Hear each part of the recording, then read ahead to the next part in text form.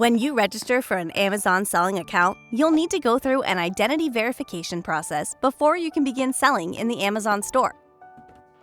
This verification helps maintain marketplace trust for both buyers and sellers. We require at least 2 documents to verify your identity. 1. A signed government-issued photo ID or passport, and 2. Either a valid business license or equivalent document showing your business information, or a proof of address such as a recent bank or credit card statement with your business name on it issued within the last 180 days.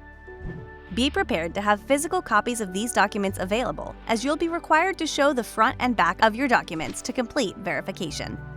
These documents must be authentic and up-to-date, and must meet certain requirements to be accepted. Note that the requirements vary based on your country. Visit the Global Seller Identity Verification Help page in Seller Central and select your country for a detailed list of criteria. You can complete the verification process on any device with a working front-facing camera and microphone, like a laptop, cell phone, or tablet, using Google Chrome or Safari if you're on an iOS device. Before you begin, be sure to test your camera and microphone and position your camera to clearly display yourself and your documents. The verification process is instant unless a video call verification is requested. Video call verification can take up to 2 business days.